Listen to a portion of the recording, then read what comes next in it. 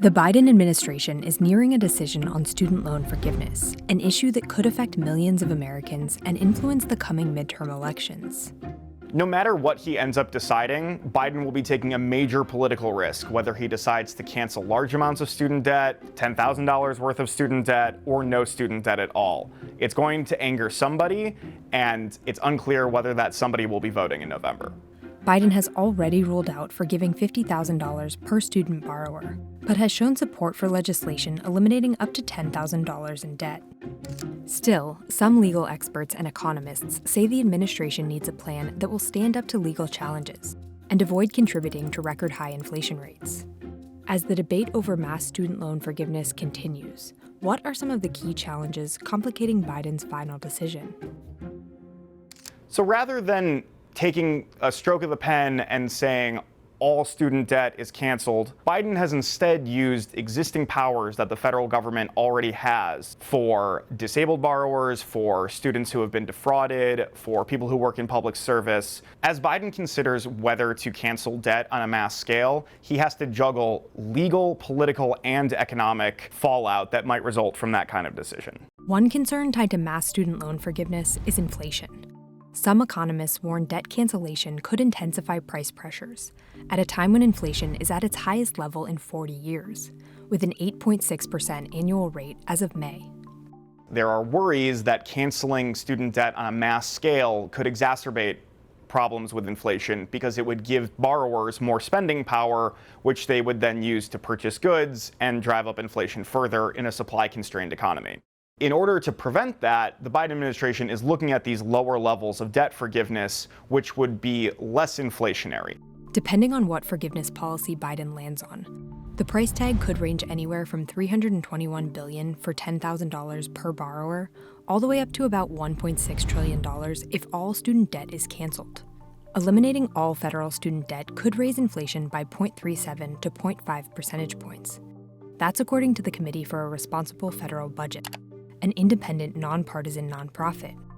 But some economists say a smaller-scale forgiveness program could have less of an impact on inflation rates. Biden is also considering limiting the program to borrowers who make less than $125,000 a year, according to White House officials. They're considering putting an income threshold in place so that only lower-income borrowers will benefit, as opposed to higher-income borrowers who may still have student loans but are in a much better position to pay them off. If you cancel $10,000 worth of debt, and especially if you included an income threshold, the effects on inflation would be pretty negligible, according to most economists. Still, some economists say there are long-term inflationary risks. In the long term, student debt forgiveness could exacerbate inflationary pressures by having borrowers treat loans essentially as grants because they expect those loans to ultimately be forgiven by the federal government. It could also push up the price of higher education because colleges could pretty truthfully say to their prospective students, it doesn't really matter what our tuition costs because the federal government is just going to forgive that debt in the future anyway. In a statement, a spokesperson for the U.S. Department of Education said, "Our overall goal is long-lasting change that reduces indebtedness and makes college more affordable, including through rulemaking." Legal challenges may also complicate the final decision. According to a legal analysis prepared by Obama's former top education department lawyer, Biden could be on shaky legal ground if he were to pursue broad-based student debt cancellation by executive action. Lots of people, including Democrats, think that they don't have the authority to cancel debt on a mass scale outside of an existing program like the income-based repayment program. And if he just does it by executive action, President Biden runs the risk that this could get overturned in court, especially by a Supreme Court that tilts conservative. Biden has long been skeptical of using his executive authority to wipe away student loan debt. I don't think I have the authority to do it by signing the pen. Still, those who are financially tied to the student loan industry may be in a position to sue the administration, like loan servicing companies and investors that own securities backed by student loans. So for instance, the companies that service these loans could potentially sue because they would be servicing fewer loans because some of those loans would be forgiven entirely. People who hold investments that are based on the debt held by these borrowers could also sue because their underlying investments would be affected. If Biden chooses to go the regulatory route, There could be other bureaucratic challenges.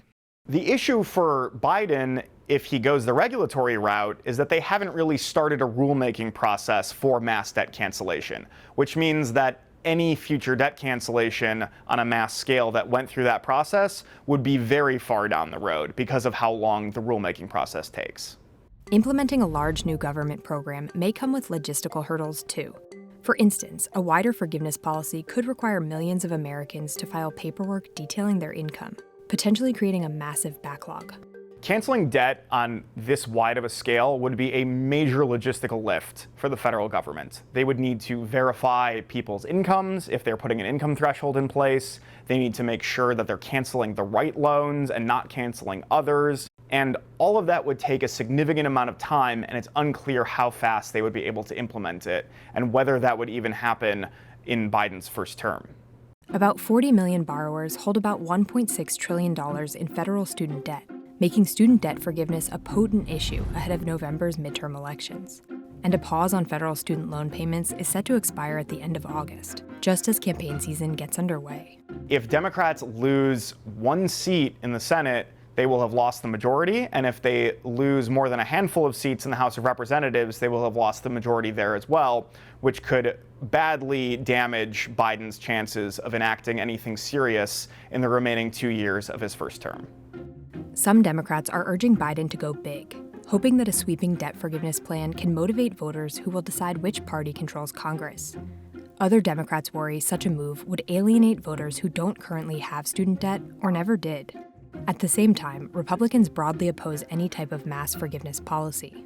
40 million people is a major portion of the American electorate. Making their student debt payments when they resume is going to take a significant chunk of their income every month. So it's something that voters are keenly aware of if they hold student debt. And if they previously paid off their loans or never had loans to begin with, they might look at debt cancellation policies and say, well, that wasn't around when I was paying for college. As millions of borrowers await a final decision, the Biden administration is weighing the long-term impacts of a wide-scale student loan forgiveness program. While progressives in Congress would love for Congress to do something on student debt forgiveness, they understand that those votes might not be there and that nothing is likely to happen in Congress, at least right now. So it is up to the Biden administration to make these tough calls.